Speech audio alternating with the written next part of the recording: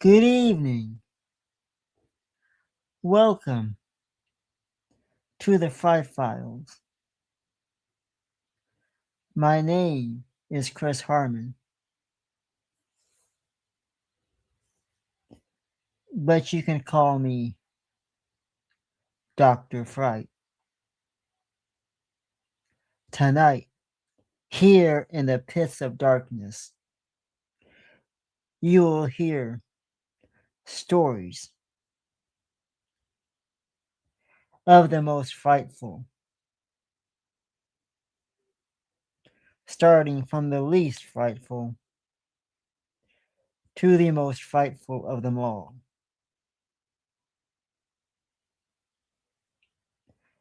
But before we begin, I need you to ask yourself that all-important question. Can you make it and survive to the end?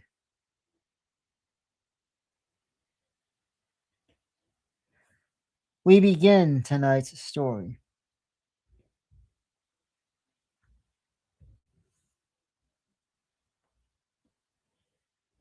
with the Midnight Morgue.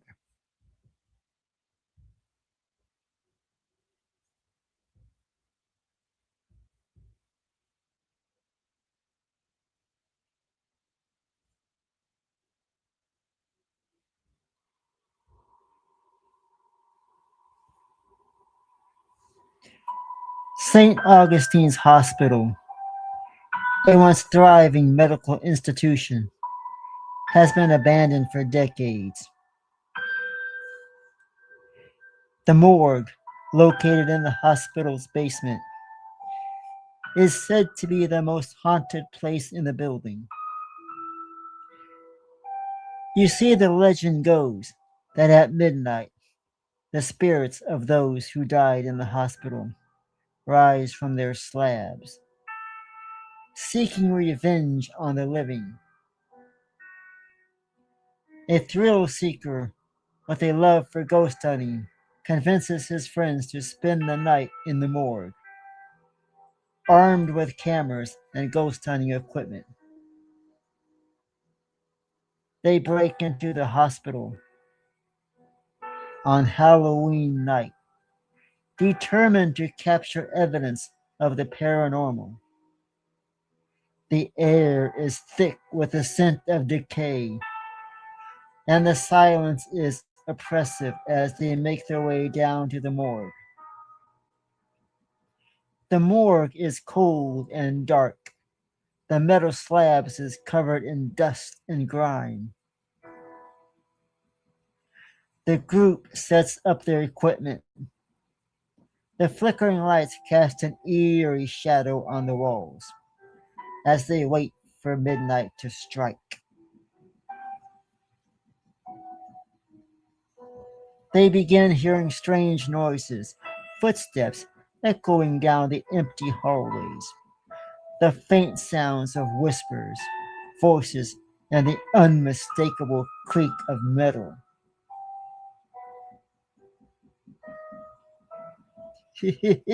As the clock strikes midnight, the room grows colder and the lights flicker out, plunging the group into complete and utter darkness. The metal slabs begin to creak and groan as if someone is moving beneath them. The whispering voices grow louder, more frantic, and the group realizes it's too late. They are not alone. The doors to the morgue slam shut, pow, trapping them inside. The temperature drops even further. Their breath is clearly visible in the freezing air, and one by one, the metal slabs begin to move. The bodies of the long dead patients rising from their eternal resting place. The corpses, their faces twisted in pain and anger, surround the group, their hollow eyes fixed on the intruders. Lime and his friends try to escape, but the corpses are relentless, their cold, lifeless hands gripping their arms and legs, dragging them towards the slabs. The spirits of the dead patients, tortured by their untimely death, they seek vengeance on those who disturb their rest. The group is forced onto the slabs, their bodies frozen in place as the corpses prepare to claim their souls.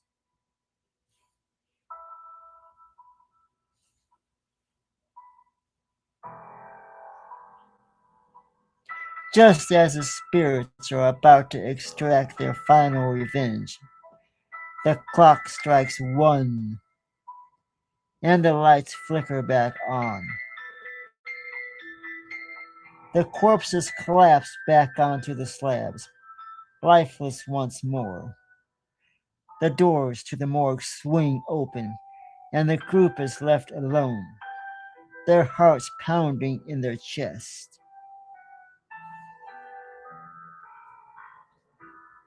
But as they stumble out of the hospital, they realize that something has changed. Their faces are pale, their eyes are hollow, their movements are stiff and unnatural. The spirits of the dead patients have taken over their bodies, leaving their own souls trapped in the cold, dark morgue, waiting for the next group of ghost hunters to make the same mistake.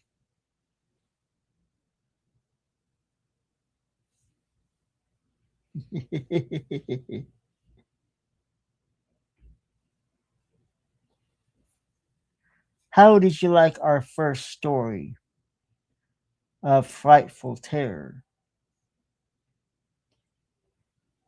Asylums are not something to go playing around with at night. Speaking of asylums, wait till you hear our next frightful tale. It takes asylums to a whole nother level. Yes, my frightful friends,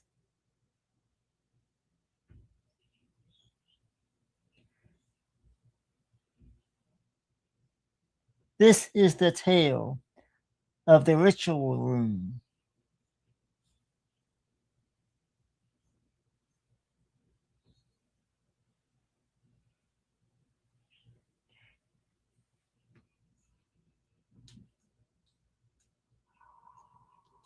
Hidden deep within the forest outside of town, there is an old abandoned mental asylum known as the Blackwood Asylum.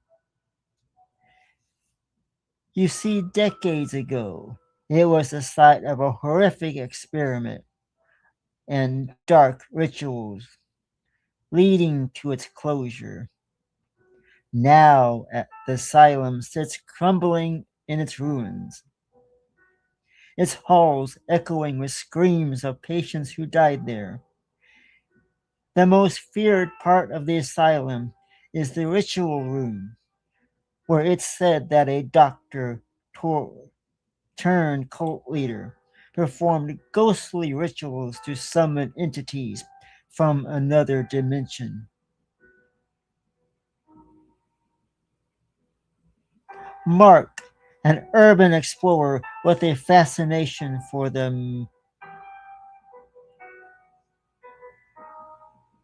decides to investigate Blackwood Asylum, lured by the rumors of the ritual room. Mark, armed with a flashlight and camera, he ventures into the asylum late one night. Oh, that's something you shouldn't do. The cold air biting at his skin. The building is in a state of decay, the walls covered in mold, and the floorboards creaking with every step. As Mark makes his way through the dark, winding corridors, he begins to feel a growing sense of unease. Strange symbols are scrawled on the walls, and he finds remains of an old medical equipment, rusted and broken. The deeper he goes, the more oppressive the atmosphere becomes, as if the very air is thick with the memories of the suffering that took place. Mark finally finds the ritual room, hidden behind a heavy rusted door. The room is dark and cold. The walls lined with strange symbols and old blood-stained altars in the center of the room. A large circular table is surrounded by candles that have long since burned out. And as Mark steps closer to the table, his flashlight flickers and he feels a sudden chill run down his spine. The air in the room grows heavy, and Mark hears a low, guttering chanting coming from the shadows. The symbols on the walls begin to glow with a sickly green light, and the room seems to wrap and shift around him. The table in the center of the room begins to move, rotating slowly as if powered by an unseen force. Mark's flashlight dies, plummeting him into the complete darkness. In the pitch black room, Mark hears the sounds of footsteps, slowly, deliberate, and getting closer, closer, closer, closer. The chanting grows louder, more intense, and Mark realizes with the horror that he's not alone.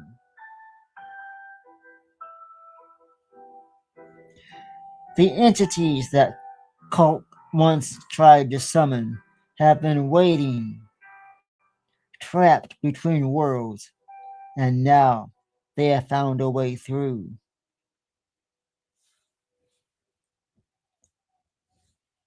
The air in the room crackles with energy, and Mark feels something cold and wet wrapped around his ankle, dragging him towards the center of the room.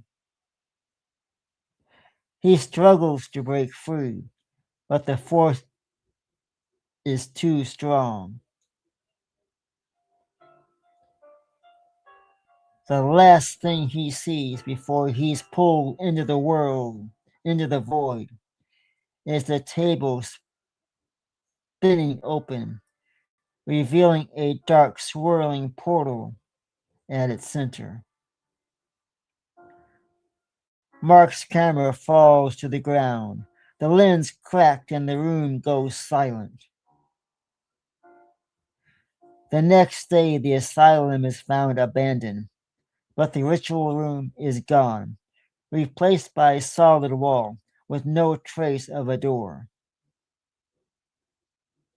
Mark is never seen or heard from again,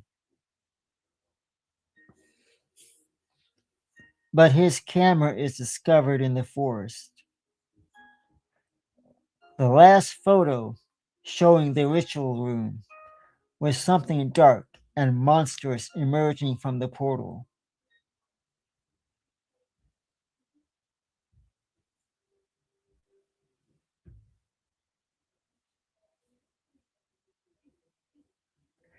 That was the ritual room.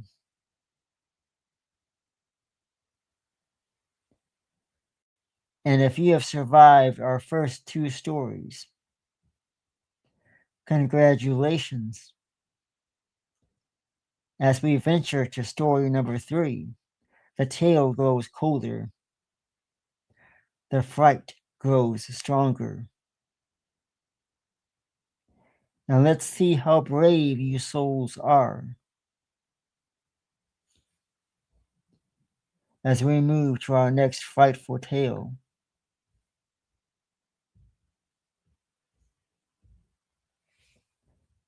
I call this the Silent Choir.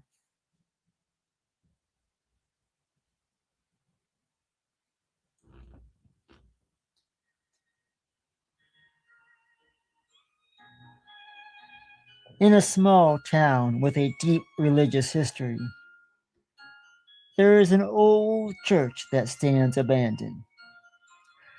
The church was once known for its grand choir, whose beautiful voices were said to be so beautiful they can move anyone to tears. But after a tragic event during a midnight mass, the church was closed and the choir was never heard again. Maggie, a young woman who has recently moved to town, is drawn to the old church.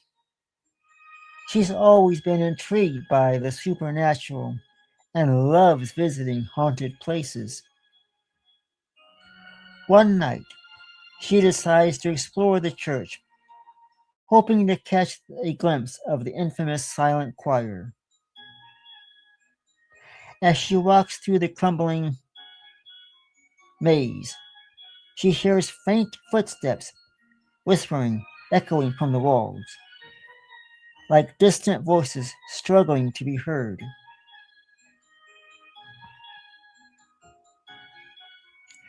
The atmosphere is thick with dust,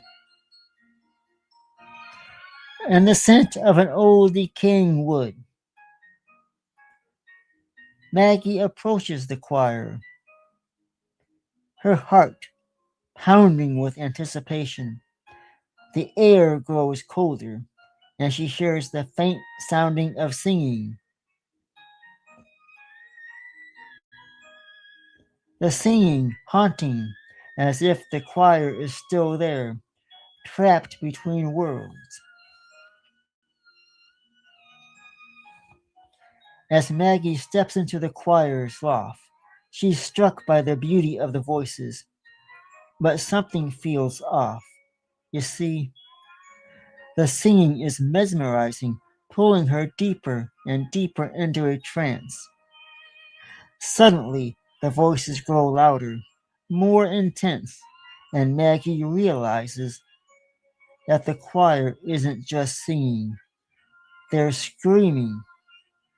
The ghostly figures of the choir members begin to materialize all around her, their faces twisted with agony, their mouth open wide in eternal silent screams. The church begins to shake, the stained glass windows shatter, the fragments hanging in the air as if time itself has stopped. Maggie tries to run, but the floor beneath her cracks wide open, revealing a dark, bottomless pit filled with the tortured souls of the choir. The voices begin, the voices begging for release, begging to be set free, for someone to break the curse that binds them to the church. Maggie stumbles and falls into the pit, her body suspended in the void as the voices close in around her. The choir's leader, a ghostly figure in tattered robes, appears before her, his eyes hollow and filled with sorrow. He explains that the choir was cursed during the midnight mass after they unwittingly sang a hymn that involved an ancient malevolent spirit. The only way to free them is to have someone take their place.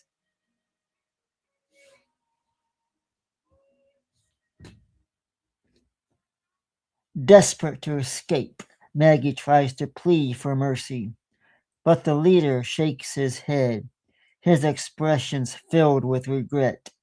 The choir members reach out to her, their cold hands pulling her down into the darkness. And as she vanishes from the void, the voices of the silent choir finally fall silent. The church is left in ruins, but the townspeople begin to notice a new voice among the whispers that echo from the walls. A voice that sounds eerily like Maggie's.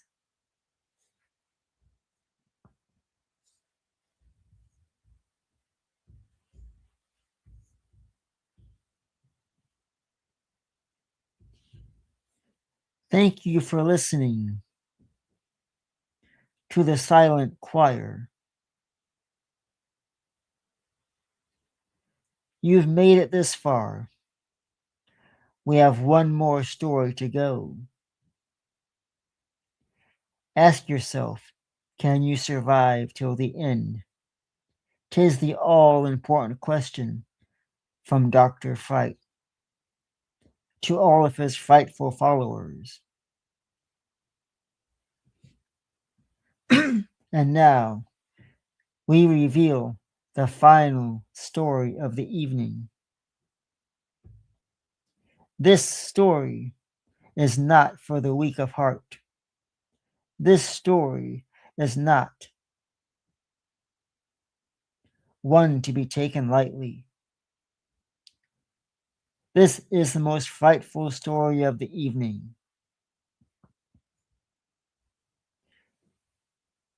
This is the story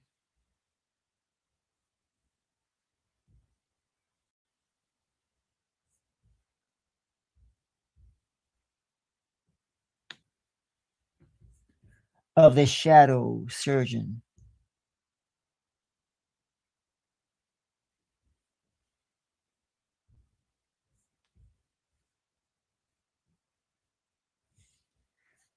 In a state-of-the-art hospital, there is a section of the basement that has been sealed off for years.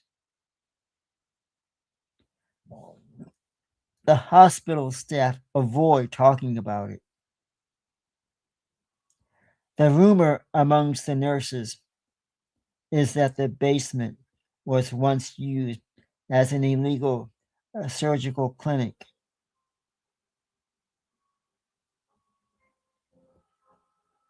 Where a doctor known as the shadow surgeon performed experiments on patients in the dead of the night.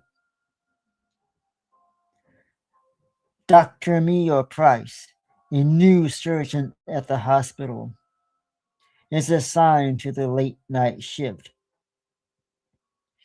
She's heard the stories about the shadow surgeon, but she doesn't believe in ghosts.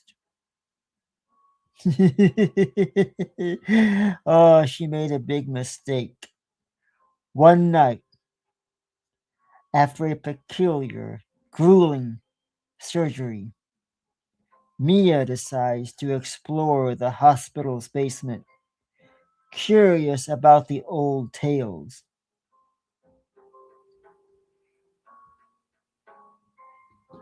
As she descends into the basement, the lights flicker and the air grows cold. The corridors are lined with rusted medical equipment, and the smell of antiseptic and old blood fills the air. Mia finds a set of old surgical tools, still stained with the dried blood, and a series of patient records that date back decades. The records detail horrifying experiments, procedures that no sane, ordinary doctor would ever even attempt, or for that matter, even think about such a horrific act. Mia explores deeper into the basement. She begins to hear the faint sounds of surgical instruments clinking and muffled screams echoing through the walls.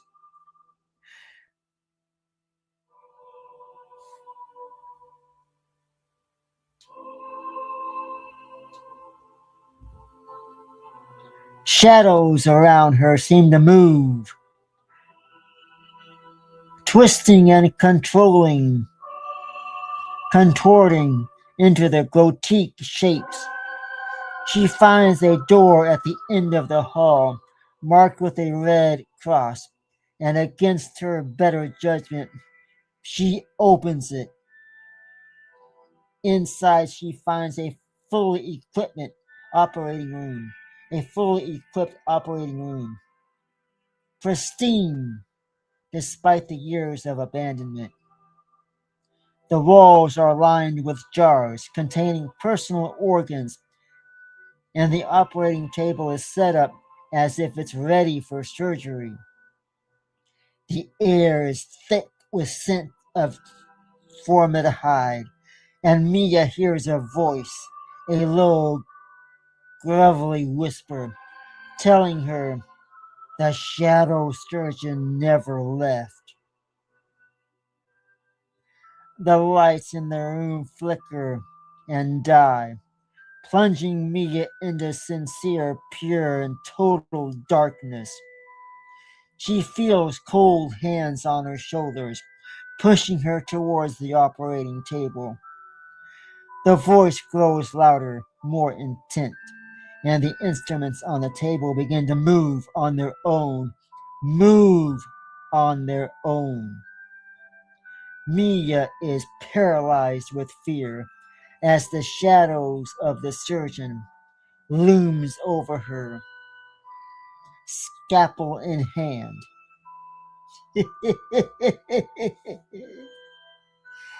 This is what Dr. Fright likes. Stories that scare. You see, the next morning, the hospital staff finds the basement sealed once again, the doors locked from inside, and Dr. Mia Price is reported missing. No trace of her is ever found. However, the night shift nurses start to hear whispers and see fleeting shadows in the operating rooms. The legend of the shadow surgeon grows, and the basement remains a place of terror where the line between the living and the dead is blurred by the sharp edges of the scalpel.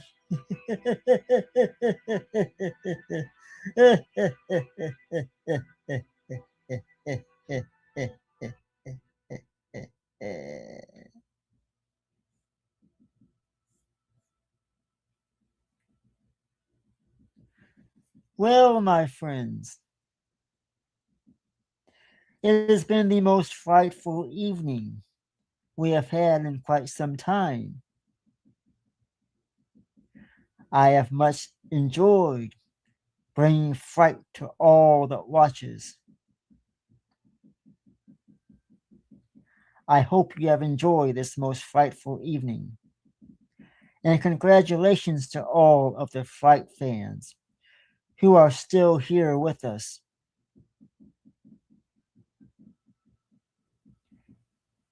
Stay tuned for another episode this coming Monday.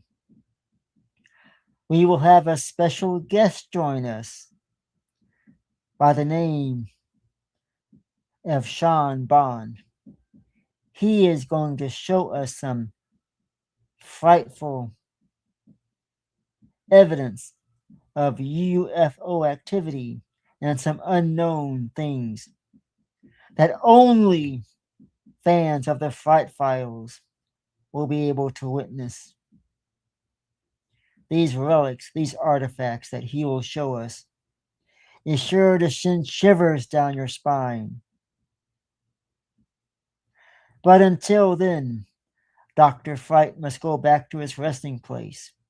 I must go back to the depths of hell and wait until Monday, when I can rise out of the ground and tell more frightful tales.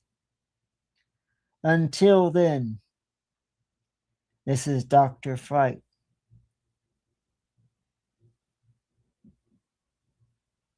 Good night, good fright.